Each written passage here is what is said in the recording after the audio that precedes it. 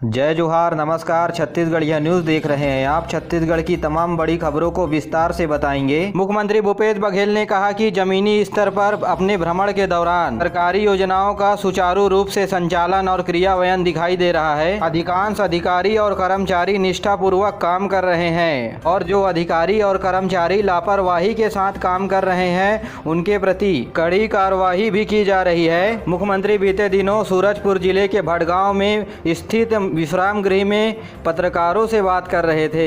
उन्होंने बताया कि अधिकारी और कर्मचारियों को वनों में रहने वाले आदिवासियों को वन अधिकार पट्टा दिलाने की बात कही है। इससे पहले मुख्यमंत्री ने जिले में चल रही योजनाओं को होते हुए अधिकारियों की बैठक ली। बैठक में स्वास्थ्य, शिक्षा और वन विभागों की समीक्षा की गई। उन्होंने कहा कि भेंट मुलाकात के दौरान जमीन से जुड़ी हुई शिकायतें मिल रही हैं और इन शिकायतों को दूर करने के लिए अधिकारियों को निर्देशित भी किया है। उन्होंने नरवा योजना के तहत भूजल संरक्षण को बढ़ावा देने को कहा। मुख्यमंत्री ने भेंट मुलाकात कार्यक्रम के 5वें दिन सूरजपुर जिले के प्रेम नगर के 3 गांवों को करोड़ों रुपए की सौगात दी। उन्होंने राजस्व प्रकरण को तुरंत निराकरण करने के लिए उमेश्वरपुर में उप तहसील बनाने और बिजली के वोल्टेज समस्या को दूर करने के लिए सब स्टेशन लगाने की घोषणा की। मुख्यमंत्री ने सूरजपुर जिले के हायर सेकेंडरी स्कूल में नवीन भवन निर्माण तथा गेज नदी में पुल बनाने के लिए भी स्वीकृति दी। छत्तीसगढ़ में नक्सलियों के खिलाफ लड़ने वाले बस्तर फाइटर्स की भर्ती प्रक्रिया शुरू हो गई है। 9 मई को बस्तर संभाग के 7 जिलों में रोल नंबरवार अभ्यर्थियों के दस्तावेज की जांच की जाएगी। भारतीय जनता पार्टी के प्रदेश प्रभारी डी पुरेंदेश्वरी ने कहा कि सरकार हर मोर्चे पर फेल है। उन्होंने दुर्ग में पत्रकार वार्ता के दौरान सरकार पर आरोप लगाते हुए कहा है कि प्रदेश की कांग्रेस सरकार ने वादा खिलाफी किया है। गरीबों, महिलाओं और युवाओं से किया गया वादा अब तक पूरा नहीं हो सका है। श्रीमती पुरेंदेश्वरी ने कहा है कि भाजपा पार्टी आगामी चुनाव के लिए पूरी तरह से तैयार है। उन्होंने कहा कि पार्टी अच्छे चेहरे वाले युवाओं और परफॉर्मेंस को आगे करेगी। राजनांदगांव में स्वामी आत्मानंद उत्कृष्ट शिक्षण संस्था में इस नए सत्र के लिए एडमिशन लेने के लिए लंबी कतार लगी हुई है। स्कूल में सीट से ज्यादा आवेदन जमा हुए हैं। ऐसे में बच्चों को लॉटरी पद्धति से स्कूल में दाखिला दिया जाएगा। स्कूल के प्राचार्य मेनन ने बताया कि 1ली से 8वीं कक्षा के बच्चों के लिए भर्ती की प्रक्रिया शुरू की गई है। 50 छात्रों की क्षमता वाले कक्षा 1ली में 1058 छात्रों ने आवेदन किया है। उन्होंने बताया कि इसके लिए 9 मई यानी आज लॉटरी निकाली जाएगी। गौरतलब है कि राज्य सरकार के द्वारा निजी स्कूलों के तर्ज पर ही सरकारी स्कूलों में अंग्रेजी माध्यम में शिक्षा देने की पहल की गई है।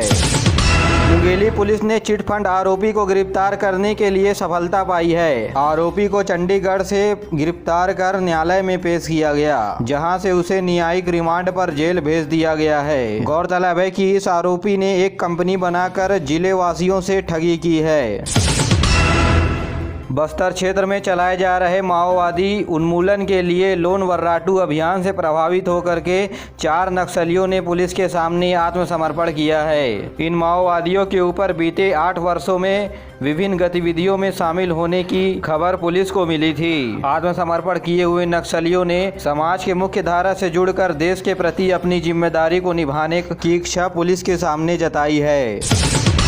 भारतीय मौसम विभाग ने बताया कि बंगाल की खाड़ी के ऊपर दक्षिण पूर्व दिशा में उठा हुआ चक्रवाती घेरा आसाने 14 किलोमीटर प्रति घंटे की रफ्तार से दक्षिण पश्चिम क्षेत्र में बढ़ रहा है। अगले 12 घंटे में ये तेज होकर दक्षिण पश्चिम दिशा में आगे बढ़ सकता है और इस तूफान का मंगलवार के दिन आंध्र प्रदेश, उड़ीसा के तट की ओर बढ़ने की संभावना है। इसके असर से मंगलवार को तेज हवाओं के साथ तटवर्ती क्षेत्रों में जोरों की बारिश हो सकती है। तो वहीं रायपुर के मौसम वैज्ञानिक एसपी चंद्रा ने बताया कि आसाने तूफान का असर दक्षिण बस्तर क्षेत्र में देखने को मिलेगा। यहाँ 20 किलोमीटर प्रति घंटे की रफ्तार से हवाएं चल सकती है और बादल छाए रहने की भी संभावनाएं हैं। तो वहीं उत्तरी क्षेत्रों में 1-2 जगहों पर बारिश होने तथा बादल छाए रहने की भी संभावनाएं हैं। फिलहाल अभी छत्तीसगढ़ में आसाने तूफान की प्रबलता नहीं पड़ने के कारण यहाँ चेतावनी जारी नहीं की गई है।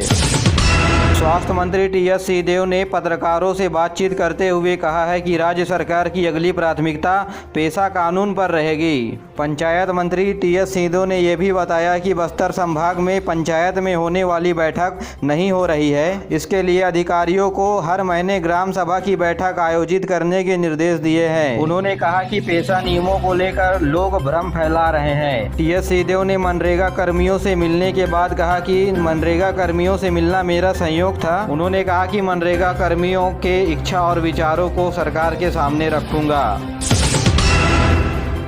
छत्तीसगढ़ की राजधानी रायपुर में प्रदेश का पहला सी मार्ट स्टोर का शुभारंभ किया गया है। सुपरमार्केट की तर्ज पर महिला स्व सहायता समूह के द्वारा बनाया गया सामान बिक्री के लिए यहां रखा गया है। प्रदेश के अन्य जिलों में भी इस तरह के स्टोर खोले जाएंगे। आपको बता दें कि रायपुर के सुभाष स्टेडियम में प्रदेश का पहला सी मार्ट यानी छत्तीसगढ़ मार्ट स्टोर खोला गया है। यहाँ छत्तीसगढ़ के अलग अलग स्वदेशी उत्पाद एक ही छत के नीचे आपको मिलेंगे। आपको बता दें कि प्रदेश भर की 40 महिला स्व सहायता समूहों ने अपना प्रोडक्ट इस सी मार्ट में भेजा है।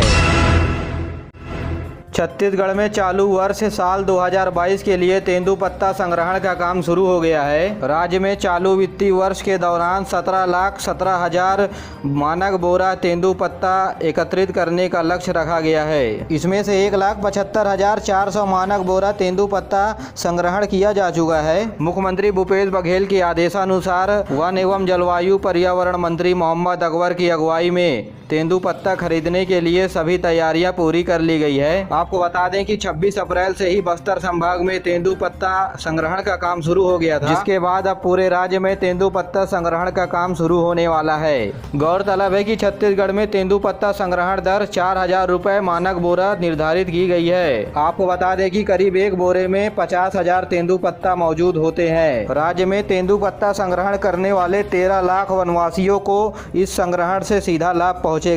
राज्य लघु वनोपज संग्रहण के प्रबंधक संजय शुक्ला ने बताया, जगदलपुर वन वृत्त के अंतर्गत दंतेवाड़ा में 1,700 मानक बोरा, सुकमा में 1,044 मानक बोरा, दंतेवाड़ा में 17,485 मानक बोरा और जगदलपुर में 15,400 मानक बोरा तेंदुपत्ता का संग्रहण हो चुका है। इसी तरह कांकेर वन वृत्त के अंतर्गत कोंडागांव में 16,000 मानक बोरा तेंदुपत्ता का संग्रहण किया जा चुका है।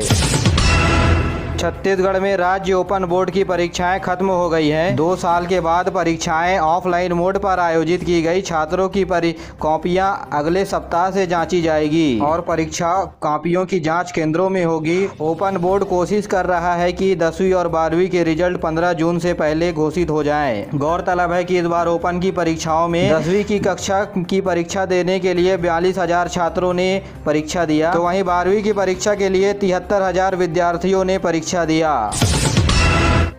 केंद्रीय कौशल विकास और उद्यमिता मंत्री धर्मेंद्र प्रधान बेंगलुरु में नई राष्ट्रीय शिक्षा नीति के तहत पाठ्यक्रम तैयार कर रूपरेखा बनाने के लिए एक जनादेश पर हस्ताक्षर किया है। यह नीति राष्ट्रीय पाठ्यक्रम और राष्ट्रीय शिक्षा नीति के बीच एक कड़ी का काम करेगी। इस जनादेश को राष्ट्रीय पाठ्य पुस्तक लेखन के लिए एक और कदम बढ़ाया। उन्होंने बताया कि प्ले स्कूलों में राष्ट्रीय पाठ्यक्रम की रूपरेखा सरस्वती पूजा तक तैयार हो जाएगा। राष्ट्रीय पाठ्यक्रम को धर्मेंद्र प्रधान ने देश की नीति बदलने वाला पाठ्यक्रम बनाया। उन्होंने बताया कि राष्ट्रीय शिक्षा नीति सर्वसम्मति से तैयार किया गया एक व्यापक दस्तावेज है। राष्ट्रीय शिक्षा नीति में बदलाव और सुधार करने के लिए आम लोगों को एक मोबाइल ऐप दिया गया है।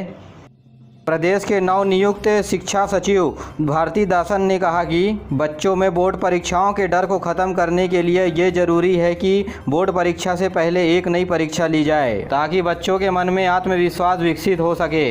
बीते दिनों SCERT के बैठक में शिक्षा सचिव ने कहा कि हर एक विषय में 5-5 का 4 समूह बनाया जाए और इसमें से एक पेपर लिया जाए, जिससे शिक्षक और छात्र दोनों का आकलन किया जा सके। और शिक्षकों को चेतावनी देते हुए कहा कि शिक्षक इन कामों को औपचारिक न समझें, बल्कि इन कामों के ऊपर सरलता से ध्यान दें। उन्होंने अंग्रेजी भाषा को लेकर के कहा कि अंग्रेजी भाषा के पढ़ाने की पद्धति में सुधार करना चाहिए, ताकि प्रदेश के बच्चे अंग्रेजी माध्यम वाले प्रतियोगिताओं में प्रथम आ सकें और धारा प्रवाह अंग्रेजी बोल सकें। संगवारी वीडियो पसंद आए तो वीडियो को लाइक करें, चैनल को सब्सक्राइब करें और अपने दोस्तों के साथ जरूर शेयर करिए। दीजिए मुझे इजाज़त, मिलते अगले वीडियो में। तब तक के लिए जय हिंद, जय छत्तीसगढ़।